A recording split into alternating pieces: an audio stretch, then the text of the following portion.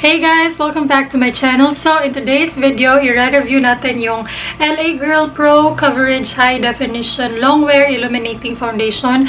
Medyo mahaba yung pangalan, pero yan yung pangalan niya. Before anything else, yung pinili kong shade is fair. Hindi talaga ako sure kung shade ko to. So, kung maputi man to sa akin later on sa application part, sorry. Kasi hinulaan ko lang talaga yung shade ko, guys. Nag-search ako sa Google. Sa mga Bisaya dyan, alam nyo, yung pronunciation ng Google is Google talaga dito sa Cebu or sa mga Bisaya. Pero alam ko sa Tagalog it's Google. Pero dito sa Cebu or sa mga Bisaya it's Google. So baka malito lang yung ibang Tagalog dyan kung bakit ko pinopronounce as Google, hindi Google. Kasi sa Cebu or Bisaya ganyan siya. Google. Tricycle, tricycle. Mga ganun. Circle, circle. So ayun. Hindi ko na matandaan yung exact price niya pero ilalagay ko sa description box. Mga nasa 500 plus lang, guys. Let's just get started kasi may i-film pa akong video after this. So for the packaging, ayan siya. Very simple packaging. Parang plastic lang yung bottle niya. Then yung cup, black. Then nakalagay sa harap ng bottle yung pangalan ng foundation. And then sa likod yung shade at saka ingredients. This foundation comes with a pump. So that's good. So very simple packaging. Very straight to the point. Wala nang keme-keme. And hindi siya mabigat. Very lightweight. Actually, mas mabigat pa yung Wet n Wild kasi nga glass to. Babasagin siya. So for me, mas okay yung packaging ng LA Girl kasi may pump. Tapos hindi siya babasagin. So babasahin ko lang yung claims niya sa likod. Medium to full coverage. Smooth, long-wearing, flawless-looking finish. It says in here na long-wear siya. So, itatest talaga natin mamaya as long as I can kung long-wearing nga ba talaga siya and kung hindi ako gaano mag-oil up. So, okay. Let's proceed with the application. So, I don't normally use my hands to apply foundation or BB cream. So, gagamit talaga ako ng damp sponge. Tingnan natin. Kinakabahan talaga ako sa shade, guys.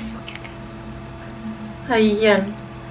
I got one full pump. Oh, snap. It's very liquidy. Ayan siya. Oh my goodness. Ang puti nito sa akin. Sana lang mag-oxidize. So, ayan. Yung consistency niya, very liquidy. So, ilalagay ko muna siya at the right side of my face para ma-compare natin yung dalawang sides.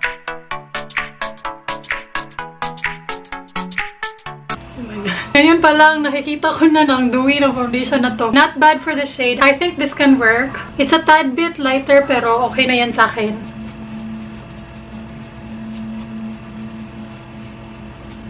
Definitely, a little goes a long way kasi tingnan nyo, konting-konti pa yung nakuha ko sa likod ng kamay ko. This is how one layer of the foundation looks like on the right side of my face. Kitang-kita nyo yung coverage niya, sobrang ganda.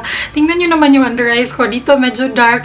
Dito nag-brighten up na talaga. Pero yung mga blemishes ko, like my acne spots, hindi naman gaanong natabunan, which is typical for all other foundations na nagamit ko na. Yung redness around my nose, medyo natabunan naman. And guys, yung pinakauna kong napansin talaga is ito. Diba? Very illuminating yung foundation, which is right para sa claims niya. Pero, oh my goodness, I'm not really sure kung magsasurvive to sa skin ko kasi ganito ako ka-oily. Kasi tingnan niyo yung face ko nang wala pang foundation. Mas matte siya compared sa my foundation na. So, ewan ko na lang pag nagsama sila ng oil. Pero guys, kahit one layer lang ng foundation, medium coverage na yung nakuha ko. Pero it does not feel heavy at all. Parang wala lang talaga akong foundation. Ganon yung feeling niya. Marami pang natitira sa kamay ko. So, I'm gonna put this on the rest of my face. Hindi ko talaga naubos yung one pump, guys. Tingnan nyo yung mukha ko. Parang Korean makeup, no? Like, dewy-dewy yung finish. Ang rami pang natitira. Ewan ko kung saan ko ito ilalagay. Dito na lang. Kasi hindi na ako magko-concealer. So, ilalagay ko na lang sa under eyes.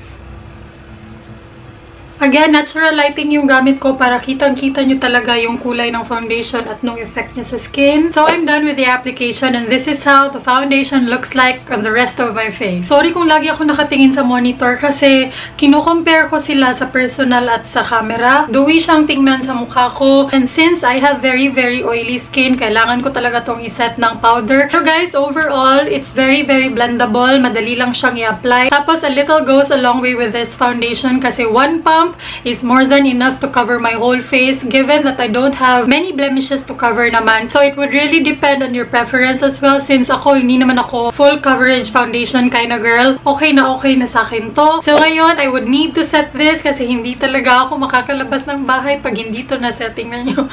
Para na akong pinagpawisan sa gym. So again, I will be using the Nichido Final Powder kasi I know for sure hindi to okay for oil control sa skin ko. Specifically, my skin type. Gagamitin ko to para matest i-test out talaga natin as much as possible yung longevity ng LA Girl Pro Coverage Foundation. Ilalagay ko lang siya all over my face and then I will blend it using a brush.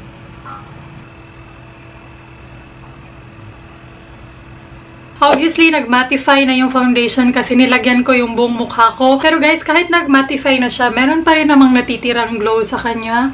If you guys can see that, ayan. By the way, the shade, okay na okay yung shade niya sa akin, guys. Actually, mas match to sa skin tone ko kesa dun sa Wet n Wild. So, para sa medium fair skin tone ko, the shade fair is a perfect match for me. So, yun lang. I'm just gonna finish the rest of my face, but I will film it kasi gagawa ko ng Chatty Get Ready With Me, and then I'll be right back. So, ayan guys, I'm done with my whole makeup. Naglagay lang ako ng konting-konting highlighter lang talaga, guys. Promise. Konting-konting highlighter lang talaga.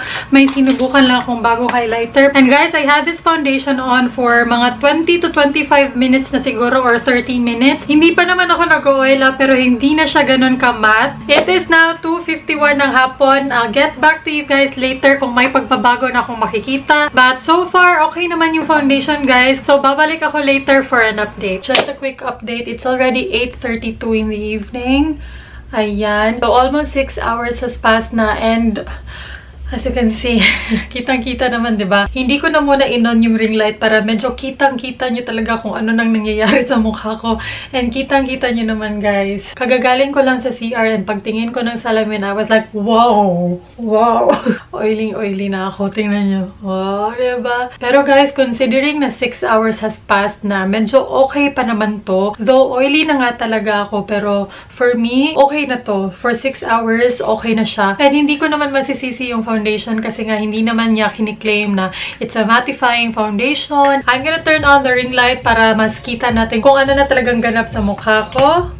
Ayan, so since may ring light na nakatapat sa akin, ayan, kitang-kita nyo na, diba? Parang nang basang-basa yung mukha ko sa oiliness. So, kukuha ko ng blotting paper and then iba-blot ko yung whole face ko. This is the first time I'm gonna be blotting. Tingnan natin kung gaano kadami yung makukuha. So, ayan na yung blotting sheet. Ayan na yung lahat ng oil na nakuha ko. So, after blotting, okay na siya. So, I'm still gonna wear this until the end of the night and then I'll give you my final thoughts. Hi guys, for my final update, it's already 11:37. So, 9 hours has passed and dito na yung foundation for 9 hours. And tingnan natin. Grabe. Ang oily-oily ko na. Tingnan nyo yung ilong ko. Grabe, ang oily na. Tapos dito. Hala! May tumubong ano.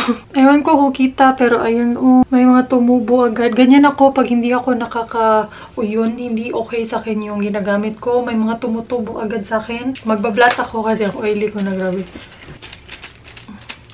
So, all in all, yung LA Girl Pro Coverage High Definition Long Wear Illuminating Foundation, I think bagay lang talaga to sa mga dry skin or dry yung skin type. First and foremost, illuminating foundation siya, and kung oily ka na katulad ko, lalo kang magiging oily. Kita yan naman sa videos. So, ayun lang. Yun lang yung masasabi ko. Okay yung coverage. Dewy nga lang yung finish, kaya hindi ko talaga nagustuhan yung foundation. Yeah, mas bet ko yung Wet n Wild. Para sa mga oily ha, mas bet ko yung Wet n Wild. So, ayun lang. Thank you guys so much for watching. Please like this video kung katulong to sa pagde-design nyo. Kasi alam ko, sikat na sikat talaga tong mga foundations na to. And alam ko, blurred ako. Alam ko, nahihirapan kayong mag-decide kung anong una nyong kukunin. Kung oily kayo, get the Wet n Wild. Kung dry yung skin nyo, dry to combo, i-design nyo yung LA Girl. Thank you guys so much for watching and I'll see you soon.